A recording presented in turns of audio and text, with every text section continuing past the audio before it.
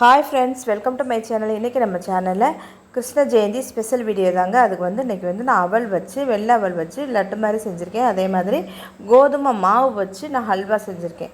வாங்க அது எப்படி செஞ்சுருக்கேன்னு பார்ப்போம். அதுக்கு வந்து நான் வந்து இன்றைக்கி ஒரு கப்பு அவல் எடுத்து நல்லா சுத்தம் பண்ணி கழுவிட்டு கரெக்டாக தண்ணி மூழ்கிற அளவுக்கு மட்டும் தண்ணி ஊற்றி கெட்டி அவல் தான் எடுத்து ஊற வச்சுருக்கேன். இந்த பக்கம் வந்து ஒரு 220 கிராம் அளவுக்கு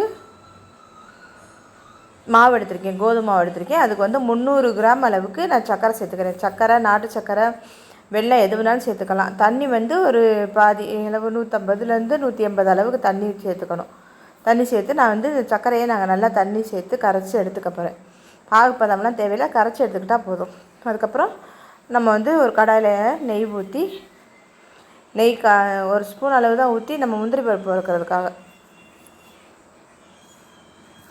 முந்திரி பருப்பு வந்து நான் கொஞ்சம் தான் எடுத்து வச்சுருக்கேன். இந்த அளவுக்கு தேவையான அளவு ஒரு 10லேருந்து 12 முந்திரி பருப்பு எடுத்து ரெண்டாக உடச்சி எடுத்து வச்சுருக்கேன். நம்ம எவ்வளோ நாள் முந்திரி பருப்பு நிறைய வேறு நட்ஸு கூட நம்ம இதில் சேர்த்து செய்யலாம், வேறு பாதாம் இதெல்லாம் இருந்தால்.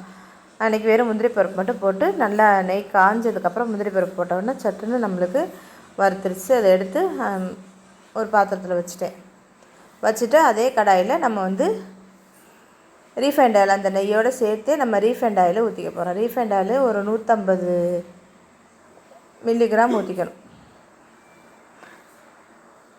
100லேருந்து 150 கிராம் வரைக்கும். இந்த 150 கிராம் ஊற்றினீங்கன்னா தான் நல்லாயிருக்கும்.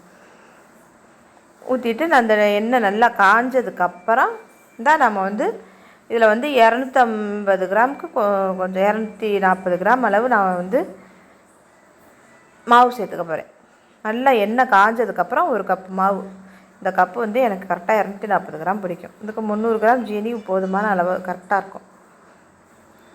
நல்லா எண்ணெய் சூடானதுக்கப்புறம் அதில் மாவு போட்டுட்டு அடுப்பை மீடியம் ஃப்ளேமில் வச்சுட்டு நல்லா நம்ம அந்த எண்ணெயிலே இந்த மாவை நல்லா வதக்கி விடணும். ரீஃபைண்ட் ஆயில் கண்டிப்பாக சேர்த்துக்கணும். ரீஃபைண்ட் ஆயில் மட்டும்தான் சேர்க்கணும். வேறு எந்த ஆயில், கடலை எண்ணெய், பாம் ஆயிலெலாம் சேர்த்துடக்கூடாது. ஒன்லி ரீஃபைண்ட் ஆயில் மட்டும்தான் சேர்த்துட்டு நல்லா அதை கட்டி எதுவும் இல்லாமல் நல்லா கலந்தாச்சு. மாவு வந்து அந்த எண்ணெயிலே வெந்துடும். உங்களுக்கு வெந்து வரும்போது நம்ம இதுக்கு வந்து நம்ம எப்போவுமே எந்த ஸ்வீட் செஞ்சாலும் கொஞ்சம் ஒரு பிஞ்சளவு சால்ட்டு சேர்த்துக்கணும்.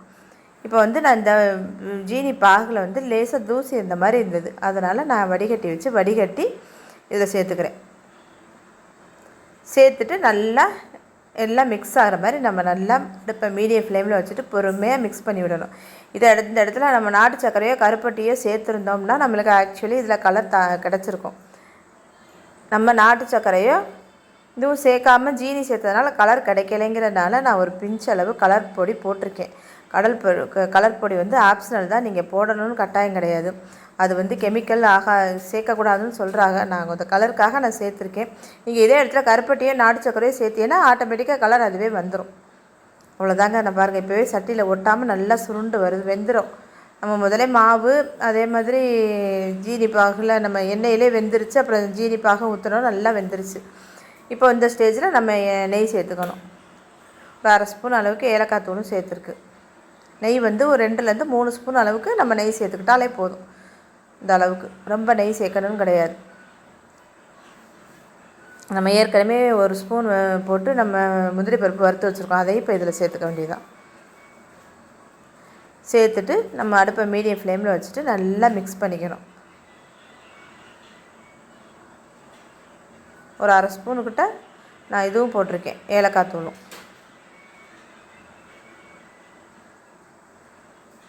அவ்வளோதாங்க. இனிமேல் வந்து இந்த சட்டியிலே ஒட்டாமல் நல்லா அல்வா வந்து நல்லா திரண்டு வருது பாருங்கள். இதுக்கு மேலே நம்ம தேவைப்பட்டால் நம்ம நெய் சேர்த்துக்கலாம். ஏன்னா இதுவே எனக்கு போதும், தாராளமான அளவாக இருந்தது. 3 ஸ்பூன் தான் ஊற்றியிருக்கேன் கடைசியில். ஃபஸ்ட்டு 1 ஸ்பூன், மொத்தத்தில் 4 ஸ்பூன் நெய் தான் ஊற்றிருக்கு இதில். அவ்வளோதாங்க. நல்லா மிக்ஸ் பண்ணிவிட்டு நம்ம அடுப்பை ஆஃப் பண்ணிட வேண்டியதான். அல்வா சட்டியில் ஒட்டாமல் சூப்பராக இருக்கும்.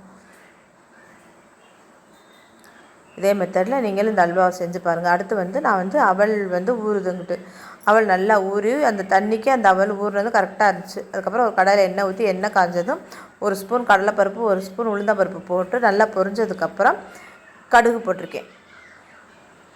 கடுகும் போட்டுக்கணும். கடுகு 1 ஸ்பூன் அளவுக்கு போட்டு அதுவும் நல்லா பொரிஞ்சதுக்கப்புறம் 2 வரமிளகா போட்டால் போதும். நம்ம கொஞ்சம் தான் அவல் எடுத்திருக்கோம். அவல் 100லேருந்து 150 கிராம் அளவுக்கு தான் இருக்கும். அது போட்டுட்டு இது வரமிளகா போட்டு வரமிளகா பொரிஞ்சதுக்கப்புறம் கொஞ்சம் கருவேப்பிலையும் போட்டுட்டு நம்ம இந்த அவலை வந்து கரெக்டாக இருந்தது. நம்ம தண்ணி கூட ஊற்றிட்டோம்னா தண்ணி இஞ்ச முடியாது. இது அடுப்பில் போட்டு நம்ம ரொம்ப மிக்ஸ் பண்ணவும் கூடாது. அடுப்பில் போட்டு ஒரு ஒரு ஒரு கிண்டவுடனே நம்ம அடுப்பை ஆஃப் பண்ணிடணும். நல்லா ஊறி இன்னும் கரெக்டாக ஊறி இருக்குது. இந்த ஸ்டேஜ்லேயே நம்மளுக்கு அடுப்பை ஆஃப் பண்ணிடணும். இதில் 1 ஸ்பூனு 2 ஸ்பூன் அளவுக்கு தேங்காய் துருவல் சேர்த்துக்கணும். தேவையான அளவு உப்பு சேர்த்து நல்லா மிக்ஸ் பண்ணிவிட்டு அடுப்பை ஆஃப் பண்ணிடணும். அடுப்பில் போட்டு நம்ம ரொம்ப நேரம் கிண்டக்கூடாது. மிக்ஸ் ஆகிற அளவு கிண்டினாலே போதும். அது நல்லா ஆறினோன்னா கொஞ்சம் சூடு இருக்கும்போதே நம்ம உருண்டையாகவும் பிடிச்சி வச்சுக்கலாம், இல்லை கொலக்கட்டை ஷேப்லேயும் பிடிச்சி வச்சுக்கலாம். நான் உருண்டையாக தான் பிடிச்சி வச்சுருக்கேன். சூப்பராக இருக்குங்க. இது மாதிரி கண்டிப்பாக ட்ரை பண்ணி பாருங்கள். அவ்வளோ ஒரு டேஸ்ட்டு அப்படி இருந்தது. நம்ம சும்மாவே தேங்காய் சாதம் மாதிரி தேங்காய் போட்டதுக்கு அதுக்கும் செம்ம டேஸ்ட்டு நல்லா இருந்தது. நீங்கள் ஒரு மாதிரி செஞ்சு பாருங்கள், செம்மையாக இருக்கும் அது. அவ்வளோதாங்க, இன்றைக்கி கிருஷ்ணருக்கு இவ்வளோ தான். இந்த 2 நெய்வேத்தியத்துக்காக செஞ்சுருக்கேன். பால் எடுத்து வச்சுருக்கேன். அது போக நான் சீடை முறுக்கு இதெல்லாம் வாங்கி